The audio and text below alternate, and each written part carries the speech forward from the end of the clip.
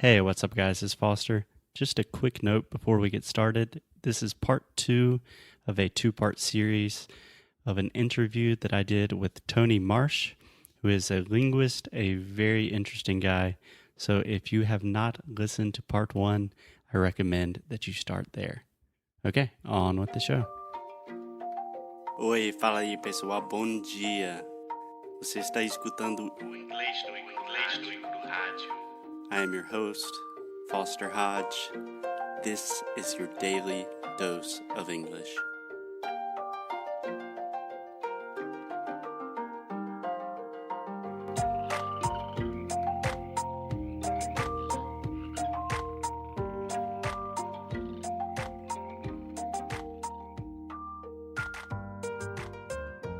Let's try to get a little bit more structural here because I imagine some of our more beginning students are like, what are these guys talking about? So you have what we call the language matrix. More or less, you have a method that's fascinating that you say language teaches itself, and you have a lot of different things of, dividing things into verbs and nouns and how to talk. Can you give just a brief overview of how you approach your method? And for example, if you were taking a more or less beginning student, what are some of the first things you might do with them? Yeah, definitely. Well, we could start at the very, very seed of it, the root of it even, which Cool. is that language teaches itself. That's been my deepest mantra since it came to me, or since I've been, I think, doing this. And I think everyone actually knows this. I think children know this better than anyone. And so language teaching itself means that if you told me, Foster, that in Portuguese to say, I like coffee, gosto de café, right? Or, right. And I drink coffee or something like that. Now, someone else came along and said, well, in our language, in Farsi, Persian, and Hindi, and Japanese, to say I drink coffee, you actually say I coffee drink, right? So Right. as soon as you know that it's I coffee drink, then you can assume that it's also I Hindi speak, I car drive, I computer use, I book read, and so on and so forth. Like, you can extract that lesson from the example within the language itself. Right. It's possible to learn an entire language just by example, and we know that's true because children learn completely by example, right? Like, you can't take a child who's learning the language and sit them on your lap and be like, all right, little guy, like, today we're going to do the preterite tense. Wouldn't get that because they, you know what I mean? And so they definitely learn by example. What that plays into is that fractal geometry thing. And so as a quick thing, and by the way, I'm not some mathematician either, so this is all layperson. This is all stuff that humans know, like it just innately. Yeah. That wherever you look in nature, the part resembles the whole. Okay, so like if you pick up a leaf off the tree, you can guess what the shape of the tree would be, the whole tree, and it would be the same shape as the leaf, right? Like a little five-pointed leaf. Oh, that didn't come from a pine tree. You pick up a pine needle, and go, okay, the shape of the pine tree is going to be in the same shape as the pine needle. You see what I'm saying? And that works on everywhere you look. Once you start seeing that idea, self-similarity, right, where you see it even in the human body, like how the head, body, and legs resembles the hand, forearm, and whatever you call the other part, you know what I'm saying? And then you look at your and then you look at your fingers and go, okay, I have three parts on my fingers too. It's like a little mini human, and that's why we draw pictures of humans on our fingers. You know what I'm saying? It's like the same keeps occurring on smaller levels. And so very small sample of a language can actually give you a ton of, like, a DNA sample of the entire language. As simple as, I drink coffee or I coffee drink. This works on other dimensions too. For example, in phonetics, phonology, and the pronunciation of a language. I realized one day that if you just take the name of that language and say the name of the language in the language, it sounds like you're speaking that language because there's a microcosm of the entire phonological phonetic landscape of the language within that word. So for example, if you want to sound like you're speaking English and get your mouth kind of ready for English, if you just go English, Foster, English, right? If you want to do Portuguese, you just go Português, Português, or whatever, Yeah. Español. You know what I mean? You could go on and on. Mandarin, like Dongwen, Zhongwen. You know what I mean? Yeah. So everywhere you look, there's a sample of the language. So it doesn't take long to identify those strategic points that tell you, okay, well, because this, everything else, as it is below, so it is above. You see what I'm saying? Like the small sample of the language has something in it that represents the entire language. Right, right. That you can take a small piece, like just an example, like I speak English or eu falo português. That's right. You can take so much information from that tiny bit of information and expand that. And I believe that's what children do. Like if you ask a kid, I is 28 years old or Right. something, Right. they intuitively know that that is incorrect, Right. but they could never explain Right. why. They've Right. just Right. used it by example. They've heard like, Exactly. oh no, I am. There's a parallel example somewhere that tells them, oh, these are not like things, but they should be. Right. And I think there's something that really plays into that is just the fear of making mistakes Yeah. that adult language learners learning a second language, they think like, well, why did you say like I went to the supermarket and Yeah. not like I goed to the supermarket? Right. And with kids, they just have heard it before and they're willing to take a shot at it and they don't care if they're wrong. That's right. So then the final step in that puzzle is moving actually into the actual methodology, which has one more quick metaphor, but this is important to imagine. So Sure. Another mantra of mine is that verbs are seeds, or that verbs, you could say verbs are containers. Verbs are containers of vocabulary. So the way that works is pretend you have a container, pretend you have a cup, and Mhm. on the cup it says I am. That's a verb. I am. Right. Now imagine all of the things you could put into that cup to complete the sentence. I am Tony. I am Foster. I'm a student. I'm a teacher. I'm a this. I'm a that. I'm a this. I'm a that. You could go forever. You could Right. make long studies. I'm a student of Spanish in the such and such school with my teacher. Da da da. Back to the front of the cup where it said I am. If you underneath where let's say where it says I am, write are you? Then you could keep filling the cup with questions to ask other people. Are you from Chicago? Are you this? Are you that? He's from, my brother is that. All of that goes on the front of the cup. So the verb is the cup, and everything else is the content. Exactly. Okay.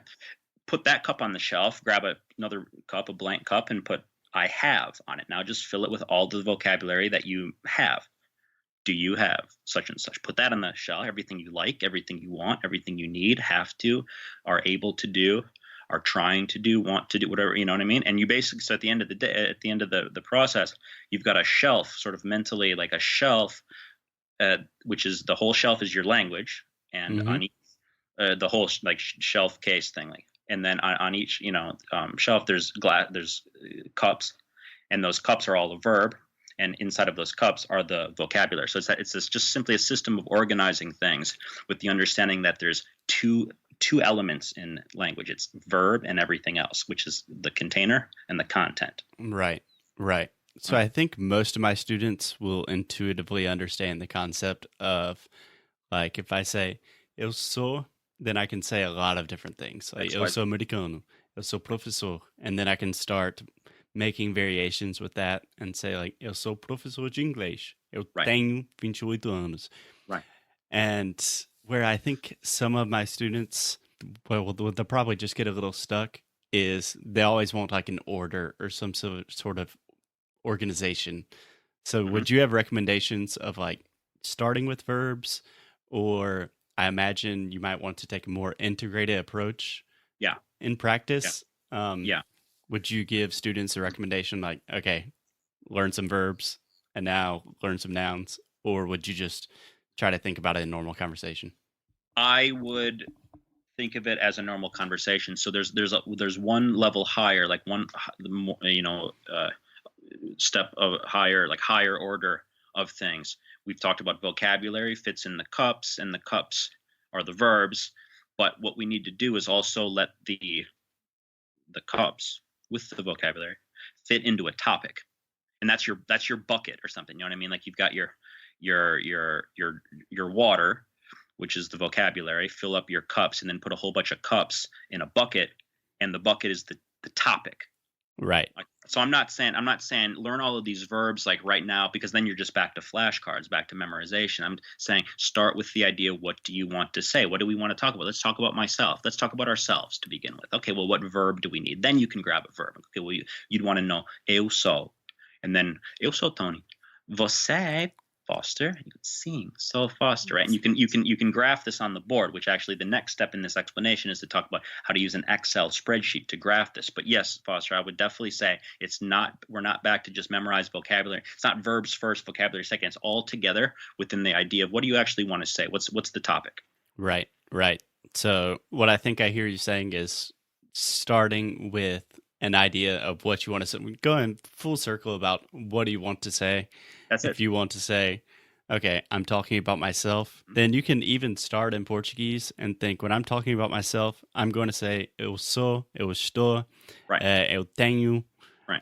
And then you can move from there. Exactly. So, if you give someone a random topic out of nowhere, talk about pizza, like you mentioned, like it's necessarily a verb will pop into mind. Let's talk about eu pizza. Gosto. Okay. Eu gosto da pizza de Chicago. Você gosta de? Não, eu acho que a pizza de Nova York. Eu amo. Yeah. Okay, Exactly. So like no matter what, any topic will trigger a verb, and that verb will trigger a vocabulary, and that's the flow.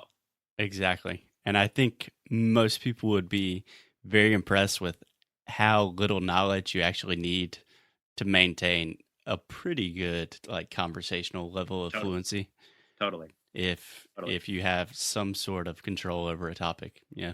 Totally. And here's the beautiful thing, and I want to put this out there. I want to say this is controversial. A lot of people don't like to say this, I swear. Please be controversial.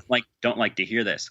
It's that you also don't need necessarily too much knowledge, like you mentioned, too much technical knowledge to be a teacher. That's the big thing people don't like to hear. Like, oh, yes, you do need to be a PhD, my friend. Like, no, actually, you need to be a PhD, my friend. Anyone? Yes. Good day to you, sir. Like, anyone can teach. Honestly, I'm putting that out there. Anyone can teach. If you know your language and you get what it feels like to converse, which is you, like which is anyone, and you want to teach, then it's not hard to go, okay, let's think of a topic. What do you want to talk about? Strategically choose it too, and then go, what verb do we need? What tense does that verb come from? And then what vocabulary flows into it? That's how it looks. We'll draw it on the board. I'll quickly touch the Excel spreadsheet. I'll put a verb in the left-hand column. I'll put the IM in the top left-hand cell of a Excel. And then to the vertical column to the right of that, start making a list, right? I am X, Y, Z going down. Are you, back to the left column, are you X, Y, Z? And all of that multiplies on the page into just a connect the dots and mix and match building blocks thing. And so anyone can do that. Precisely. Some problems I run into with a lot of my students is like, okay, in this case, you would say, I went, or we could use a Portuguese example and say like, eu fui pro supermercado.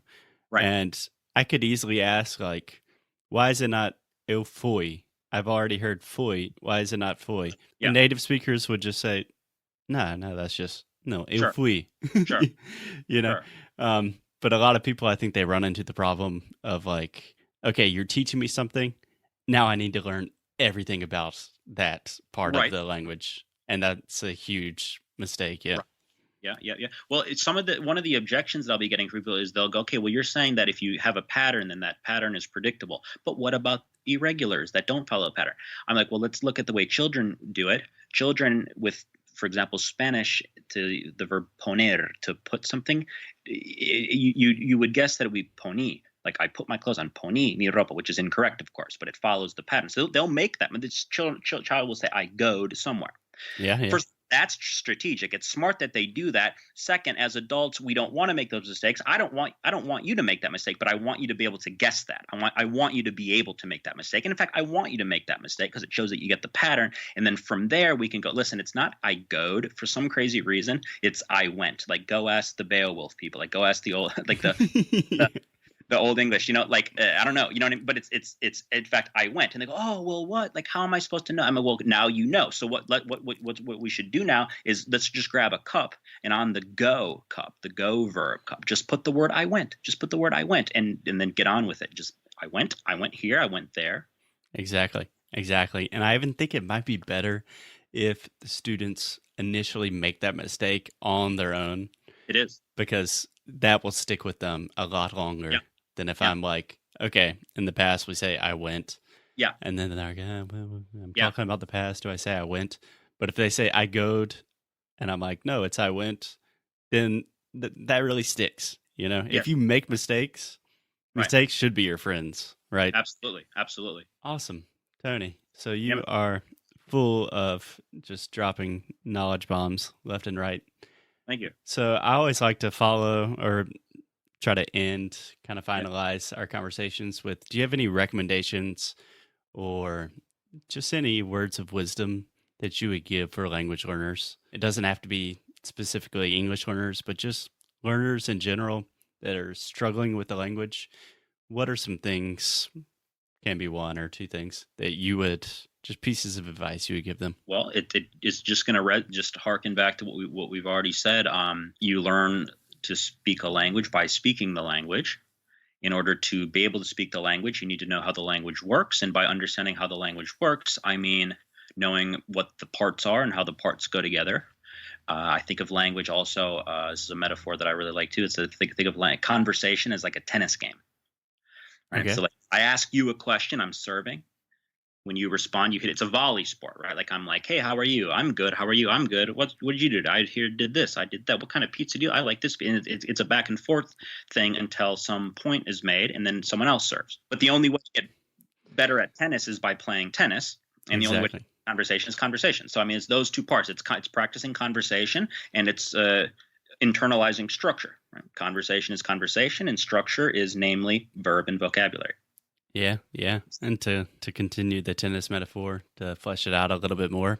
Yeah. If you lose a point and you volleyed it into the net, then you have another point after that. And you're going to think, okay, and then this time I need to hit it a little bit higher, or Exactly. do Exactly. this with my arm. Exactly. And you make adjustments as you go. Yeah. Exactly. But it doesn't work if you start by thinking, or if your tennis instructor says, okay, now what you're going to, in the classroom says, okay, what you're going to want to do. So you're going to want to hit a little higher, and then like you can't intellectualize this. It's literally something you can't intellectualize, something that you must internalize. Exactly. Exactly. More of it's like an intuition rather than it is a knowledge-based approach. It is. I wanted to finish right there, but you just kind of got me on something that, if we can be a little controversial. So two of the most famous language YouTube teachers that all of my students know have two radically different approaches.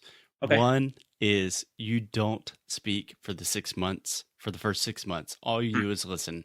You listen to native speakers every day. You're learning grammar structures. And then after 6 months, you start speaking. Okay. And then there's another person, we're not naming names, but his idea is speak from day one. You don't have to know anything. Just go try to speak and then start learning. Yeah. Do you have one of those that you completely agree with, or do you fall somewhere in between? Do you have opinions? Yeah, I have opinions. I know you do. Look, when you're serving, that's output, and when you're being returned to, that's your input. Did I say output is you're hitting the ball across? Like the ball's either flying away from me or toward me. Right. Right.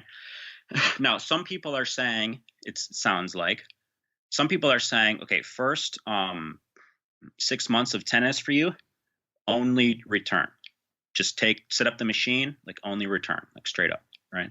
Other ones are saying just start hitting balls like left and right. And neither one is really the Tai Chi push hands. Like neither one is actually both. Like it's like learning to dance. It's something that takes two. Like takes two to tango. Takes two to converse. You know what I mean? Exactly. Yeah. When it comes specifically to output and input, I do have this kind of theory that the more beginner you are in a language, the more beneficial it is for you to speak. But by speak, I mean converse. And so you're speaking and listening. It's engaging in simple conversations with people in an active way, in a real way, even if it's with your teacher in a small way. But the point there is that if I'm a complete beginner of Zulu. So like if you just flipped on like a Zulu movie, I would just be like totally lost, and I'd still be down with it. Like, I'd be like, okay, but I'm not. It's not like it'd be better off if you started building a matrix for me. Like, okay, so here's some of my verbs, here's some of my vocabulary. Now I can introduce myself. Then a week later, when I watch Zulu TV, so something like that, I can I can go, oh, okay, I kinda right. Mm-hmm. Fast forward to when you're a advanced speaker or even a native speaker, if you want to go that far of a language, you're not going to get better. You and I, Foster, aren't going to get better at our English, as native speaker just by talking. You know what I mean? Like, you're going to get it through input. So like, Right. I'm saying the more advanced you get, the more beneficial input gets. And I find that at some level, input becomes like the main thing. Like, the balance shifts, or you cross a hill, like over a hill, and then now it's like down. It's all downhill. Where basically you don't have to speak that much. You can just sit back and listen. You and I, Foster, we could learn a lot. So even in Portuguese, a non-native language of ours, but one that we're pretty good at. Speaking helps me still, but like just listening to people talk helps a whole lot. You see what I'm saying? So just Right. to summarize, I would say that at the very beginning, conversation gets the ball rolling, but you got to push. You got to push it up the hill. Once you get to a certain point where you're flowing, you've got it. You just can kind of tip it across the other side of the hill, let it roll down free, which is just like, oh, I'm picking up everything as I go. Yeah. I think you can kind of also talk about active and passive, Yeah. just ways of learning.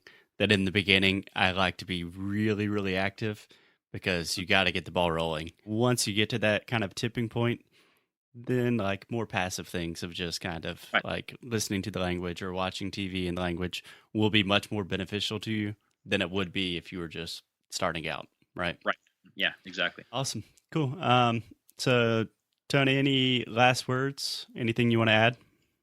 I don't know. I think we touched on everything. If you have another little prompt for me or anything, I'd be happy. But as far as final words, final words, I really appreciate getting to talk to you and being able to be on your program.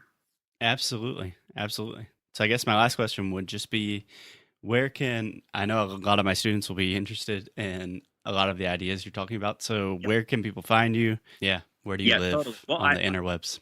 definitely. Well, I have a website. It's TonyMarshMethod.com. There's a YouTube /Tony Marsh Method, and I think if you probably did any sort of at Tony Marsh Method, you'd probably find it there too. And I'm all about the hands-on, face-to-face, and people can reach out too. I make it easy to reach out. I'd be happy to talk to anyone that wants to talk.